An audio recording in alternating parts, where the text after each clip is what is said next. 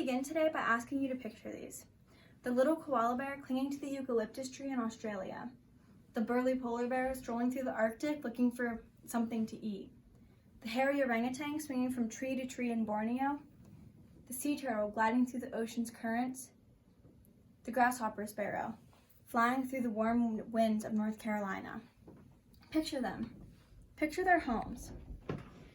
Now, what if I told you that all these animals and places had something in common? Would you believe me if I said that the polar bear and the sparrow are having similar experiences? Well, I'm here today to tell you that they are. All these animals and places, along with many more, are experiencing severe habitat destruction. According to World Wildlife Fund, over 60% of the Earth's vertebrate wildlife species have gone extinct in just the last 40 years due to severe degradation of rivers, oceans, forests, and plains.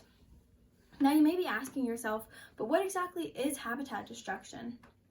According to worldanimalfoundation.org, habitat destruction is any process that renders a natural habitat unable to support the species residing there.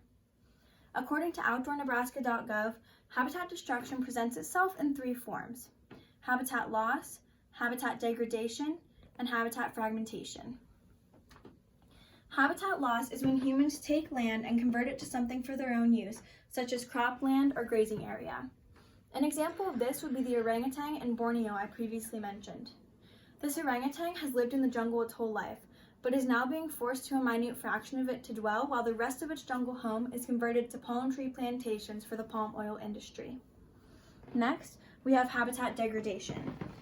Habitat degradation is when the condition of nature declines because of pollution and overutilization of natural resources along with invasive species. An example of this would be the sea turtle that was gliding through the currents, but then became entangled in a plastic netting, severely scarring it for the remainder of its life. And lastly, we have habitat fragmentation. Habitat fragmentation is when humans take large areas of nature and cut them into smaller and smaller portions by man-made barriers such as highways. An example of this would be the grasshopper sparrow that now has to fly across a high-speed highway in order to get from its nest to its food supply, causing many of its kind to get hit every day. Now, there may be one thing that you've noticed about habitat destruction that most of the types have in common: human interference and human action. It is because of human interference that habitat destruction is as severe as it is today in the first place. We are the ones who recklessly use habitat for what suits us. We are the ones who throw our garbage wherever we please. And we are the ones that create barriers through natural habitats for 10 minutes off a shorter drive. According to WWF.panda.org, in the 1990s alone, 70% of the world's forests and jungles were converted to grazing and cropland. We know that the forests cannot recover from this because they are being converted at a rate 10 times faster than that of their growth. Along with this, according to ScienceDirect.com, by the year 2050, an estimated 15.5 million miles of road will be installed for quicker travel times, furthering the habitat fragmentation our species are already suffering from. And lastly, according to globewater.org, about every year 14 billion pounds of plastic get dumped into the ocean, with no sign of this number decreasing in any time of the near future. As one can see, we have made our future look grim. Because of this severe habitat destruction, according to CBSNews.com, there are currently 500,000 species in the world at risk of extinction right now. This is a higher risk of extinction than the Earth has ever experienced before. As I said, we have made our future look utterly grim for us and the animals. But what if I told you that this future is not the future that we're forced to accept? Although this may seem like an irreversible destruction of habitat, it's not too late. Humans are the driving cause behind this travesty, therefore we must be the driving force behind its solution. To lessen the destruction of habitat, I propose that we first begin by lessening our use of it. If we shrink our ecological footprint, we will give animals and their habitats the time to replenish and regrow themselves that they need. According to Britannica.com, an ecological footprint is a measure of the demands of land and nature a person has on the earth and global resources. When we lessen our resources that we are taking from the earth, we can lessen the amount of nature we take from and the amount of pollution that we give to it.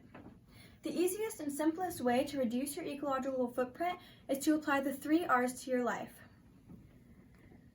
Reduce your intake, reuse what you have instead of getting more, and recycle what you don't need so it can be used by someone else. All 3 of these R's will lessen the demand we have on nature and simultaneously heighten nature's opportunities to replenish itself and its inhabitants. One may think just one person doing this won't make any difference, so why even bother? Well, look at it like this. If we all had that mindset, we never would have gotten anything done in the past, and we never will get anything done in the future. Rather, look at it like you are being the first person to build a momentum of positive change for animals' habitats and for other people to follow. Now, we know exactly what needs to be done in order to reverse some of the habitat destruction we and generations before us have done. But what do the 3 R's in the shrinking of the ecological footprint look like when actually put into practice? Well, for reducing, it's as simple as lessening the use of palm oil in everyday products such as soaps or toothpaste. When we lessen the demand, we lessen the trees needed, therefore lessening the jungles and allowing the orangutans and their homes the space to grow and replenish themselves that they need. For reusing, it's as simple as getting a reusable bag so that we can avoid using numerous plastic bags for one trip.